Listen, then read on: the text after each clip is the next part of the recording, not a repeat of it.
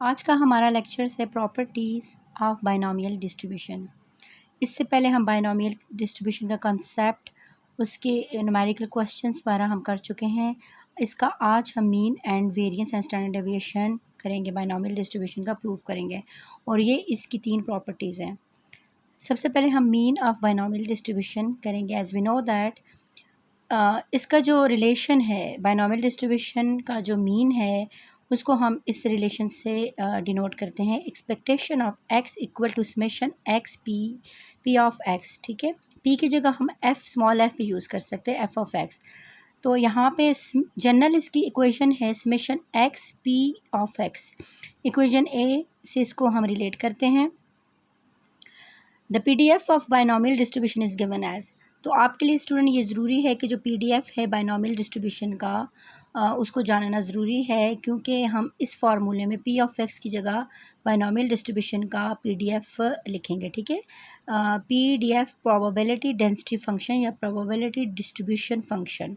Binomial distribution का हर distribution का अपना PDF होता है, पाइथन का भी, और इस तरह हाइपरजोमेट्रिक का, गामा डिस्ट्रीब्यूशन, मुख्तलिफ डिस्ट्रीब्यूशंस का अपना PDF होगा। लेकिन यहाँ पे हम बाइनोमियल डिस्ट्रीब्यूशन कर रहे हैं तो उसी का PDF यूज़ करेंगे।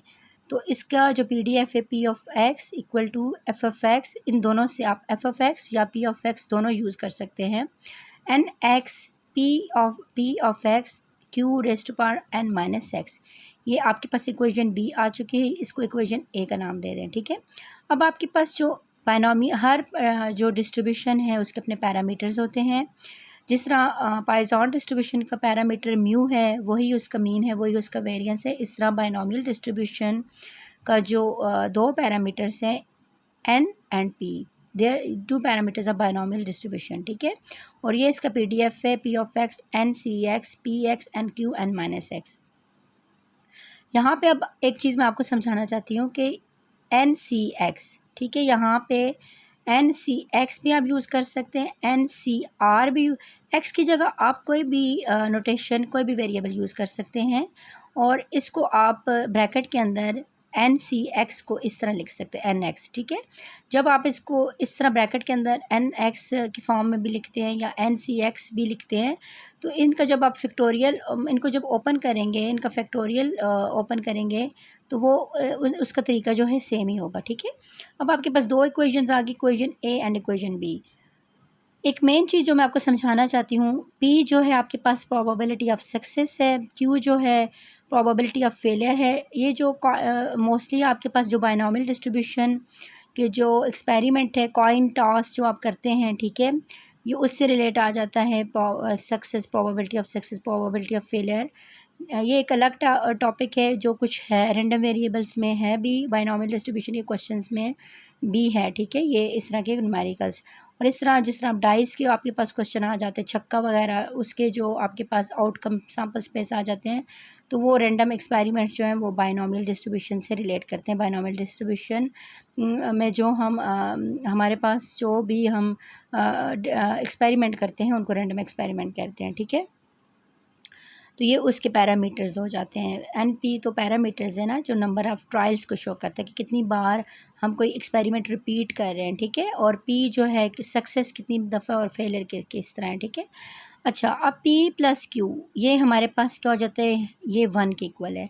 और अगर हमारे पास P अननोन है तो हम Q किस डिफाइन कर सकते हैं, P equal to 1 minus q. और इसी तरह अगर Q प्रोबेबिलिटी ऑफ सक्सेस हमारे पास अननोन होगा तो हम 1 माइनस P से फाइंड आउट कर सकते हैं। अब हम क्या करते हैं, put equation B in equation A। Equation B को हम इक्वेशन ए में सब्स्टिट्यूट करते हैं तो हमारे पास, और साथ ही हम कह देते हैं x is equal to 0 1 up to n।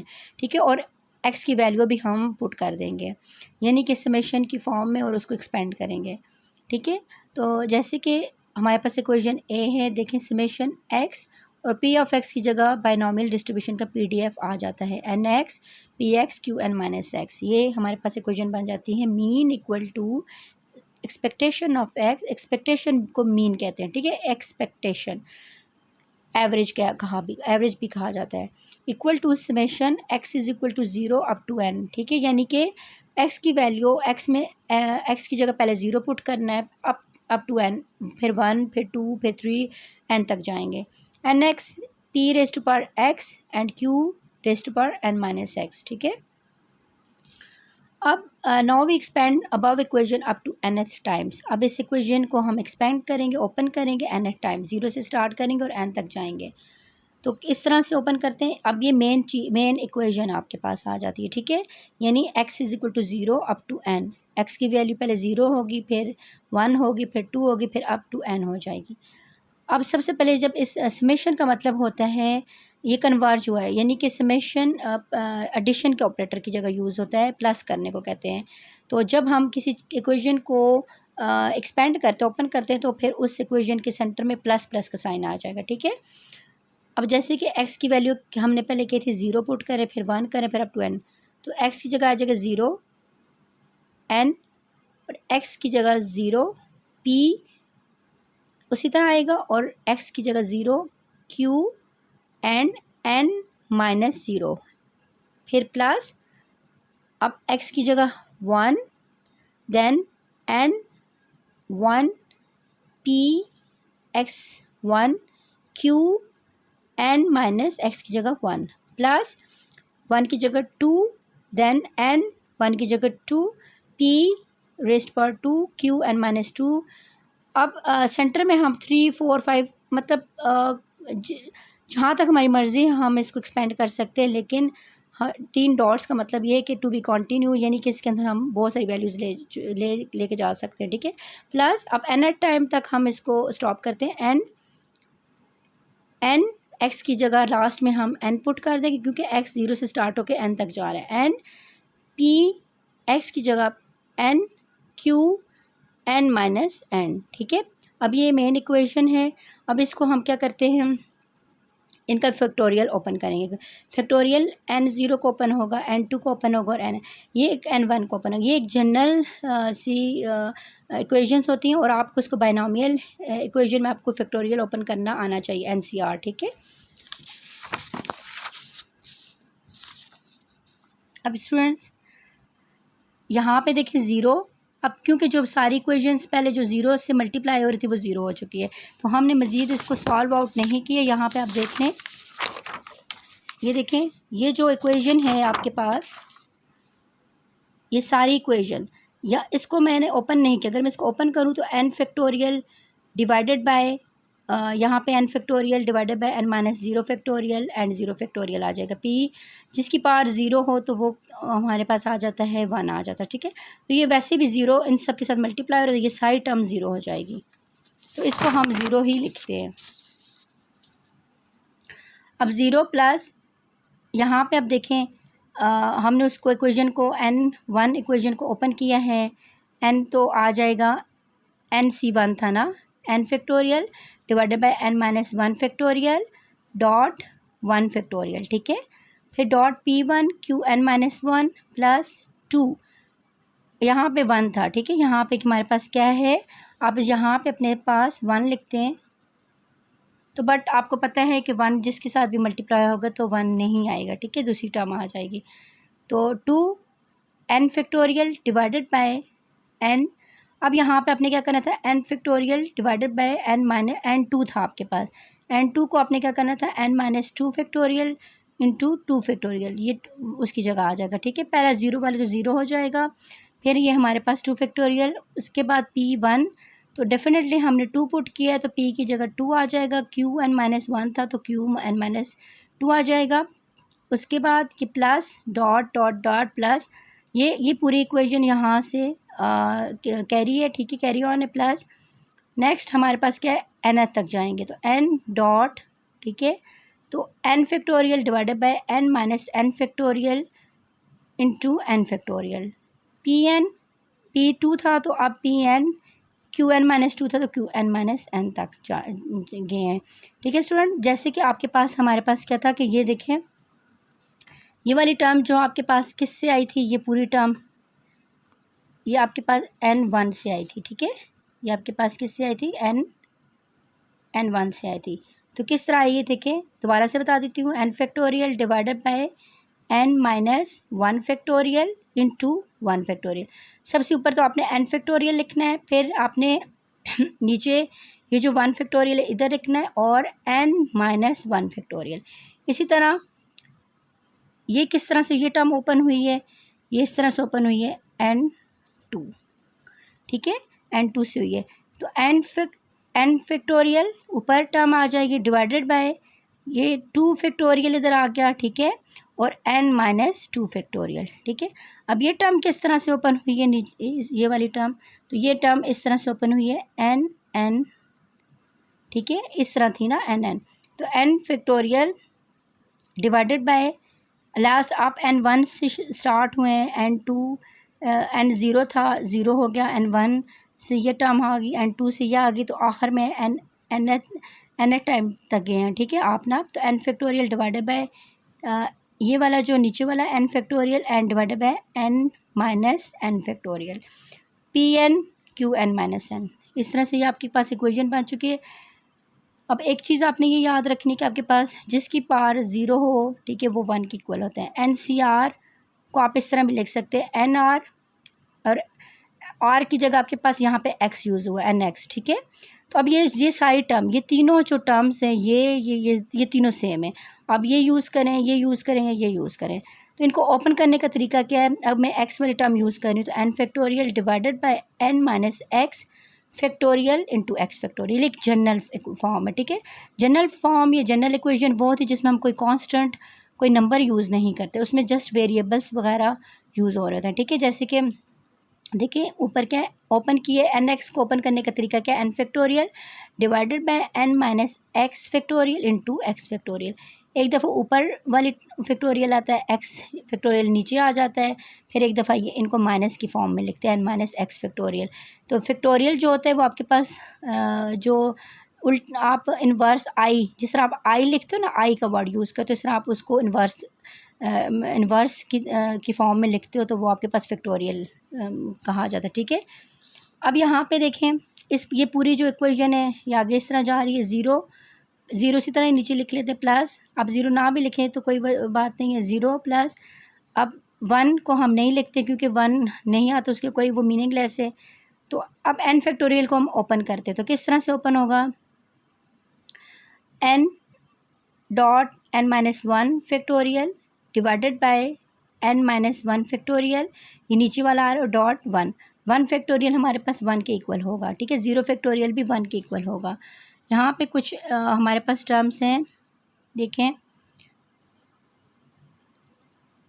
अच्छा यहाँ पे देखें हमारे पास के 0 फैक्टोरियल किसके इक्वल है, 1 के इक्वल, और 1 फैक्टोरियल इक्वल है 1 के इक्वल। अब n फैक्टोरियल को हम ओपन जनरल फॉर्म में हम कैसे ओपन करते हैं, जनरल फॉर्म में ये ओपन करना बहुत ईजी है। n फैक्टोरियल को अगर जनरल फॉर्म में ओपन करते तो वो इस तरह से ओपन होती है, n-1 n-2 n-3 up to n-n तक जाती है, क्योंकि जो वैल्यू है वो डिसेंडिंग ऑर्डर में जा रही है, पीछे की तरफ जा रही है। जैसे कि ये तो जनरल इक्वेशन है, अगर मैं इसको न्यूमेरिकली लेती हूँ, देखें अगर फॉर एग्जांपल यहाँ पे मैं लेती हूँ n की जगह मैं 5 ले लेती हूँ, तो 5 और x की जगह मैं ले लेती हूँ 1, ठीक है। तो ये देखें 5c1 5-1, इसको कैसे ये न्यूमेरिकली सॉल्व करते हैं, ये कैलकुलेटर से भी होता है, ठीक है। अच्छा 5 ये डायरेक्ट कैलकुलेटर से भी आप प्रेस करते हो, वो मैं कैलकुलेटर इसके लेक्चर मेरे बाइनोमियल डिस्ट्रीब्यूशन में पढ़े हुए हैं, आप देख लें कि कैलकुलेटर मैंने कैसे यूज़ किया है। यहाँ पे शिफ्ट का बटन दबाते हैं और NCR का बटन दबाते हैं, ये आपके पास डायरेक्ट आंसर आ जाएगा 5, ठीक है स्टूडेंट्स। अच्छा 5 फैक्टोरियल जब इसको ओपन करते हो तो 5 factorial divided bye 5-1 factorial into 1 factorial. तो अब 5-1 आपके पास क्या है, 4 फैक्टोरियल डिवाइडेड बाय 1 फैक्टोरियल, और यहाँ पे 5, तो जब 4 फैक्टोरियल तो हम ऊपर वाली टर्म भी 4 तक जाएंगे, तो देखिए पीछे की तरफ जा रहे हैं 5 डॉट का मतलब है मल्टीप्लाई होना, डॉट का मतलब क्या है, मल्टीप्लिकेशन के लिए हम यूज़ करें 5.4 फैक्टोरियल। तो 4 फैक्टोरियल और नीचे वाली जो 4 फैक्टोरियल है वो आपस में कट जाएगा, तो पीछे रह जाता है 5, और 1 फैक्टोरियल 1 की इक्वल है, ये देखें तो 1 का कोई वो मीनिंगलेस है, तो 5 आपके पास आंसर आ जाता है। अब यहाँ पे एक देखें 5 फैक्टोरियल को हम किस तरह से अगर 5 फैक्टोरियल है तो 4 फैक्टोरियल 10 फैक्टोरियल 3 फैक्टोरियल 1 फैक्टोरियल की जगह कुछ भी आप ले सकते हैं नंबर। तो इनको ओपन कैसे करते हैं, ये 5 फैक्टोरियल को आप सॉल्व किस तरह करते हैं, ठीक है। तो ये डिसेंडिंग ऑर्डर में सॉल्व करते हैं, तो 5 आप 5 फैक्टोरियल तो 5 से स्टार्ट करेंगे, अगर 4 फैक्टोरियल तो 4 से स्टार्ट करेंगे, ठीक है। 5.43.2.1 फैक्टोरियल, आप इसके आगे डॉट 0 फैक्टोरियल भी लिख सकती हैं, ठीक है। आप चाहें तो यहाँ डॉट 0 फैक्टोरियल, आपको पता है कि 1 फैक्टोरियल और 0 फैक्टोरियल दोनों 1 के इक्वल हैं। तो अब ये डॉट डॉट का मतलब है कि आपस में मल्टीप्लाई हो रहा है। तो 5 4 3 2 जब आप कैलकुलेटर के ज़रिए या आप बाय हैंड मल्टीप्लाई करेंगे तो आपके पास 120 आंसर आ जाता है, ठीक है। इस तरह कोई भी आपका फैक्टोरियल इस टाइप का कोई भी नंबर दिया जाता है, आप उसको इस तरीके से सॉल्व करेंगे।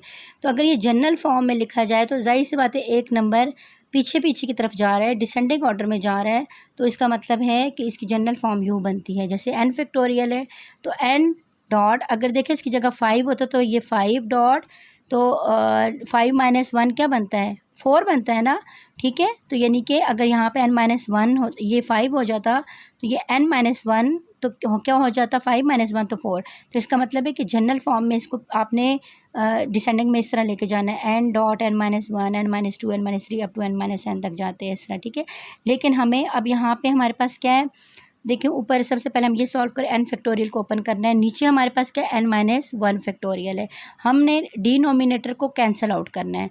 जब भी इस तरह की बायनॉमियल एक्सप्रेशन हम ओपन करेंगे तो डिनोमिनेटर को हमने बिल्कुल जो है उसको कैंसिल आउट कर देना है, ठीक है, ख़त्म करना है। तो अब n डॉट n-1 फैक्टोरियल तक गए हैं, नीचे पहले से n-1 फैक्टोरियल था और 1 फैक्टोरियल आपके पास 1 के इक्वल है। अब n फैक्टोरियल से कट क्या, p1 ठीक है, n-1 उसी तरह से आ जाएगा +2। अब n factorial divided bye n-2 factorial 2 factorial. अब आपके पास क्या आ जाता है, अब आपने n फैक्टोरियल को ओपन करना है n-2 तक, ठीक है। तो n dot n-1 n-2 factorial, n-2 factorial तक क्यों हमने ख़त्म किया, क्योंकि नीचे हमारे पास क्या था, n-2 फैक्टोरियल था। तो अब p स्क्वायर क्योंकि 2 है तो p2 qn-2, यहाँ पे qn-2 आ जाएगा, ठीक है। नेक्स्ट हमारे पास क्या है, ये nth टर्म है तो हम n-n फैक्टोरियल तक जाएंगे, ठीक है। तो n फैक्टोरियल को ओपन करें तो n dot n-1 n-2 up to 3 dot सबको नज़र आ रहे हैं अप टू n-n, यानी कि हम वैल्यू जो है 1 से स्टार्ट करके n तक जा रहे हैं, ठीक है। तो ये अगर इसी तरह से इसमें आपको नंबर भी पुट करती हैं तो वो उसी तरह से होगा जो बैक डिसेंडिंग ऑर्डर में जा रहा होता है, ठीक है। तो n तक इसलिए गए कि नीचे डिनोमिनेटर भी हमारे पास n फैक्टोरियल है, तो n फैक्टोरियल। अब ये जो n फैक्टोरियल है इसको भी ओपन कर लेते हैं और इसको भी हम एंड तक लेके जाएंगे। n फैक्टोरियल को इसी तरह ओपन किया जैसे ऊपर करेंगे, n-1 n-2 3 डॉट्स डालते हैं, ठीक है, स्टैंडर्ड डॉट्स होते हैं n फैक्टोरियल। ये pn और 2 पहले 2 था तो यहाँ अब pn आ जाएगा क्योंकि nth टर्म है और qn-n आ जाएगा, ठीक है। अब कैंसिलेशन करते हैं, ये सेम टर्म्स डिनोमिनेटर और नोमिनेटर में कैंसिल हो जाती हैं, ठीक है। इस तरह n-2 और n-2 कैंसिल हो जाता है। यहाँ पे अब ये टर्म और ये टर्म n कैंसिल हो जाती है, n-1 इससे कैंसिल हो जाएगा, n इससे कैंसिल हो जाएगा और n-2 नीचे डिनोमिनेटर वाले n-2 से कैंसिल हो जाएगा।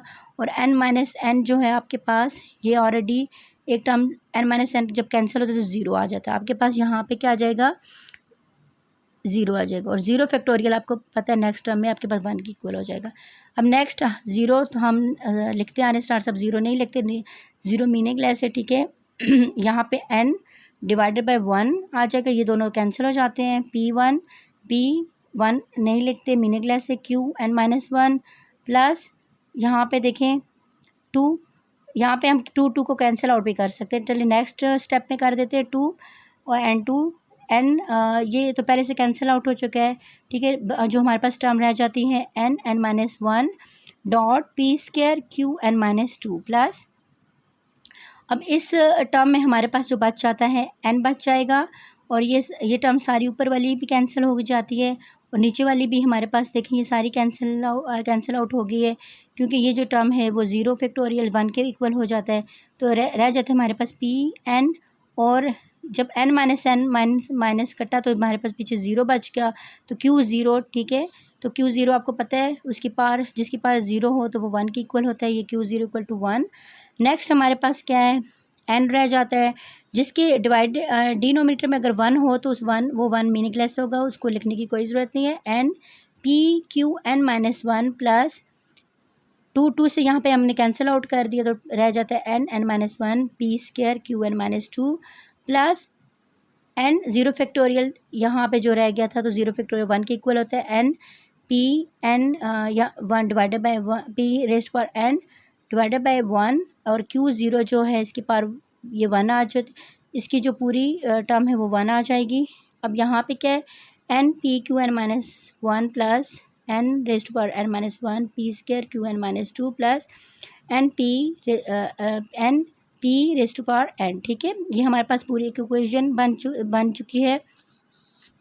अब यहाँ से हमने कॉमन चीज़ निकालनी, जो कि हमारे पास हर टर्म में एक n और n मौजूद है, और यहाँ पे हमारे पास p कॉमन निकलेगा क्योंकि यहाँ पे p है, यहाँ पे 2 p's हैं, ठीक है। तो एक p हम कॉमन ले लेंगे और यहाँ पे p nth p है, इसका मतलब है कि बहुत सारे हमारे पास p हैं, nth p हैं। तो इसको निकालने का तरीका ये होगा कि जब हम p यहाँ से कॉमन लेंगे तो यहाँ पे p n माइनस 1 आ जाएगा। तो वो भी मैं आपको तरीका बताती हूँ कि ये किस तरह से आता है, ठीक है। तो n जब कॉमन लिए p लिए तो यहाँ पे q n माइनस 1 टर्म बच गई, प्लस और ये वाली टर्म हम लिखते नहीं है, इसको डॉट डॉट्स कह लेते हैं, यानी ये टर्म बीच में आ रही है, ठीक है। इसको आप ना लिखें, आप लिखना चाहे तो लिख भी सकती हैं, ठीक है। तो ये बीच में हमने इसको कंटिन्यू कर दिया, यानी कि डॉट डॉट प्लस, तो रह जाते हैं n कॉमन निकल गया, p की जगह p n माइनस 1 आ गया। तो ये किस तरह आया है, इसका तरीका ये देखें, अगर आपके पास 2 p हों, देखें एक p बाहर है और ये एक p n माइनस 1 है, तो इस तरह आप इसको इस फॉर्म में, अगर इस फॉर्म में आता है ना, तो दोबारा से जब आप इसको अंदर जाके p को इसके साथ मल्टीप्लाई करेंगी तो देखें p dot p n minus 1, तो बेसिस सेम है, p और p सेम है, आपको मैथ्स आनी चाहिए, ठीक है, उसके बेसिक कंसेप्ट। तो बेसिस सेम हो, जैसे कि p और p सेम है तो पार्ट्स ऐड हो जाती हैं, प्लस हो जाती हैं, तो p के ऊपर 1 है और इस तरह p के ऊपर n माइनस 1 है, तो 1 प्लस ये आ जाएगा 1 प्लस n माइनस 1, तो 1 और 1 सेम है, डायरेक्ट इनकी जो साइंस डिफरेंट है तो ये कैंसिल आउट हो जाएंगे, तो पीछे रह जाता है पी एन। देखें ये पी एन आपके पास रह चुका है, तो आप इस फॉर्म में इस तरीके से लिख सकती हैं, ठीक है। P dot p n minus 1, एक पी आपने बाहर कॉमन ले लिया और पीछे पी एन माइनस 1 आपके पास बच गया। अब यहाँ पे देखें क्यू दोनों की पार सेम है, तो जब पे सेम होती है तो आप इसको पार जो है वो कंबाइन, मतलब उसको कॉमन ले सकती है बाय, ठीक है, ऊपर।